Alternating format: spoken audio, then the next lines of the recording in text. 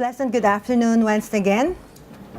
I am from the Philippines, and I am a dance teacher and a dance researcher at the same time.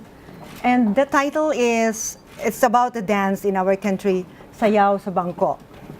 Okay, this is just one context only of our dance, Philippine dance in our country. We call that, specifically, I am into folk dance analysis, movement analysis. And we look at our dance, because our country is, you know for a fact that we have thousands of islands, and so that would mean we also have not thousands perhaps, but hundreds, several hundreds of different dances in our country. And we call this as our financial asset. If you're using, in studying the community, and we're looking at it depending on the community capitals, this we consider also as our cultural capital. So some social scientists we have and who are into dancing, why do we consider dance as a cultural capital? Because this is where we have some connections, where we have power over other people, we influence movements for them to act upon it or to go against it for an issue. Okay, so in most of our dances, we also make use of props. So we use props, or we call this the implements, in order to enhance a dance. So there are some dances where we have fabric. For example, in our northern tribe, because our country, we have the upland, or we call that the highland dances. And then we go down to the south, to Mindanao, where we have our Muslim brothers. So we have there the other tribes too. And what is in the middle, we call that the lowlanders, or these are the people, or these are the dances who are most of the times were influenced by the centuries where the Spanish were with us.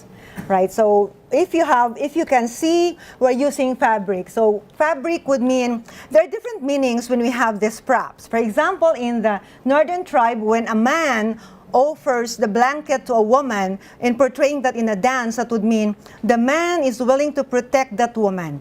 He is offering the blanket as a protection. Because in the nighttime, it's too cold there, it's a upland, so it's a symbolism for a protection. And we also make use of some scarves, of some shawl, where we also show that there's a beauty there in the rhythm. For example, in the Muslim area where we make use of the vinta, where to input more of the colors, where we have multi-skilled or multi-talented people in there. And we make use also of plant parts. For example, we have some dances where we make use of the ear of a corn, or we also have some use of some rice, straws, and we also have making use of the bamboo, where we have the famous one, we have the bamboo dance. Not only in the Philippines, we also have that in Thailand, in other parts also of Asia. No? They have also some kind of a dance. And of course, my topic this afternoon is the use of wood in the main objective or the main implement of a dance. And we call that the Sayaw sa Bangko. Okay, so the context of the paper now is the characteristic of the hopping and jumping and leaping, and the need for a quality wooden bench. So anyway, so you can just imagine if there are 3 levels of benches out there, and so we need to have a very quality wooden bench. And so the next problem is, why do we need a wooden bench here? Because we need also the strength, the stability, and of course the endurance of the wooden bench out there. And in our country, then you would ask, what kind of tree or what kind of wood do we use for this kind of a bench? Usually we use the acacia, or I don't know what's the scientific name for that. So acacia would mean there should be a thin one, a light material, because they have to carry this on stage, and we do not use Nara or something heavy, because it's quite difficult when you change props on stage. So we're just using a lighter material, but should be of a quality material. So This is a 5 feet length of a bench and a narrow bench there, 6 inches, half foot width of a bench. So remember, they are there leaping and jumping and changing positions there and changing levels too. They go up and down and up and down. And the girl flies onto the air and go back to the bench, not to the ground. Right? So there's it should be a strong furniture now. Okay, so just like yesterday, there was one from Myanmar who was telling us to check whether the construction is good. It will be done there for the stamping and trying to check the durability of the material of the construction. So somehow that was also true in the wooden bench that we need to do. But of course, it is common now that in our country also that we could not make use of the kind of material is quite difficult to be accommodated or could be purchased because number one, we also look at the budget of this stage production. The budget is really difficult also, and it should be considered, right? But how is the availability now in the future? For example, yes, we still have the material and we are still using that. And what about, because you remember that there was also the question whether we are planting Nara. Yes, we are planting Nara, but then because of the time, the duration where we can harvest again. But remember, we do not use Nara for this wooden bench, but that's just one example.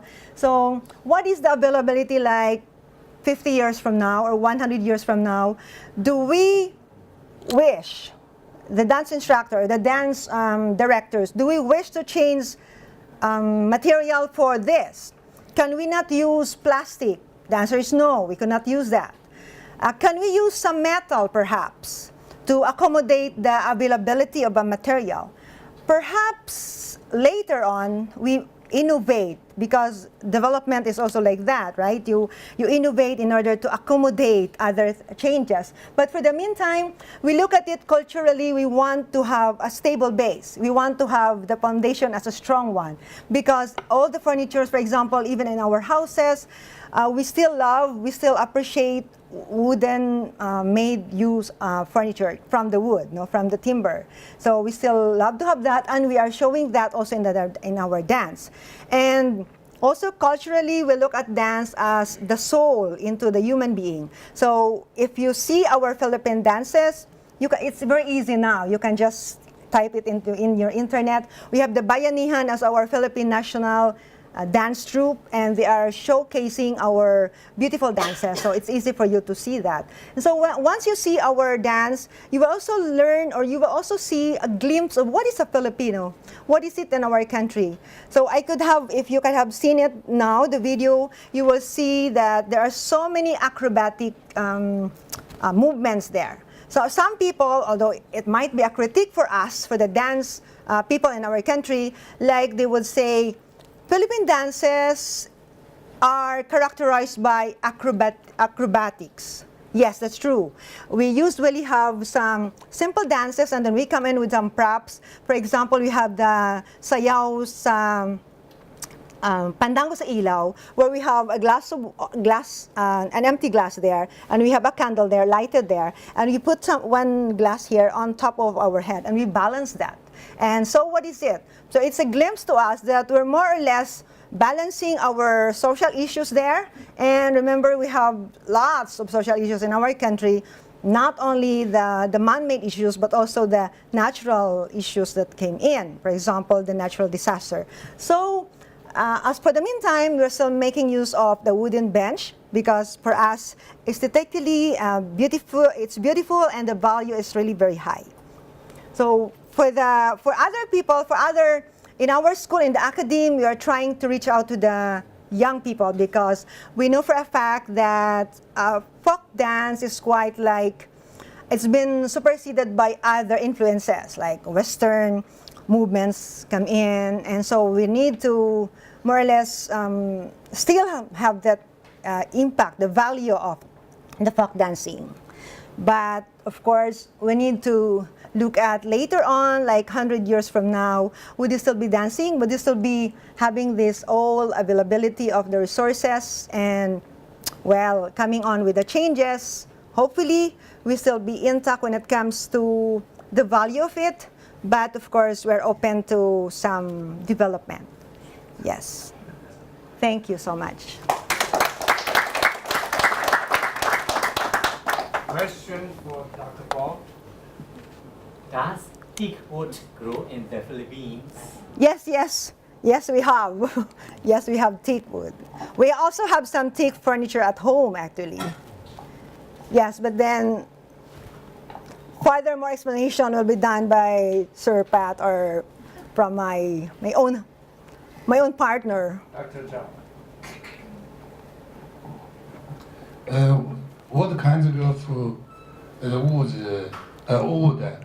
are used for the bench? Right now, Yes. we are making use of acacia. What is acacia? Acacia. It's a local acacia, but it's the Samanaya Saman. Yes, that's it. Local yon. Samanaya. Yes. I cannot speak the scientific name, sorry. One short one for me. Acacia is probably not as flexible as Pinus acacia. Yeah, Pinus Yes, acacia. yes. That's a flexibility. Yes. Very good fact. Acacia is not very good in flexibility. We don't need to be having the bounce. No, it's not. Yeah, should still fix. Yes. Well, thank you. Oh, sorry. Sorry. Quick one. Yeah. What about plywood? I mean, if you can't get I think it's very thin, sir. So that would mean the stability of the foundation when the dancers come back to the bench might You can be. have 7 ply. Okay. We'll try to see that. Well, thank you very much. Thank you. Dr. Buot. And thanks for the previous presenter.